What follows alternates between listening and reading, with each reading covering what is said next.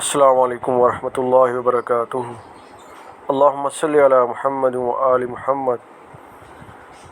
روایات میں آتا ہے کہ واقعہ کربلا کے بعد امام زین العابدین سلام اللہ علیہ رضوان اللہ علیہ کی یہ حالت تھی کہ آپ جب تک زندہ رہے آپ نے ٹھنڈا پانی نہ پیا۔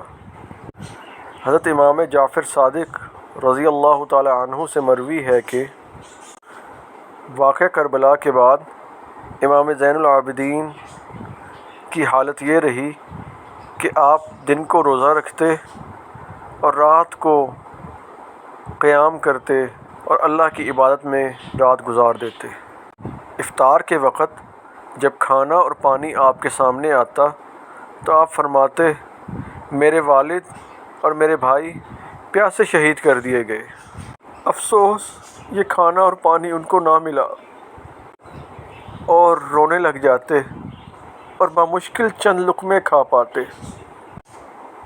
اور چند گھونٹ پانی پیتے، اس میں بھی ان کے آنسو مل جاتے۔ آپ کی آنکھوں سے کربلا کا تصور اور دل سے والد محترم اور بھائیوں کی یاد کبھی ختم نہ ہوئی اور عمر بھر آنکھیں اشک بار رہیں۔ اللہ سبحانہ و تعالیٰ کی ان پر رحمت ہو اور ان کے صدقے ہماری مغفرت ہو، آمین برحمتک یا ارحم الراحمین۔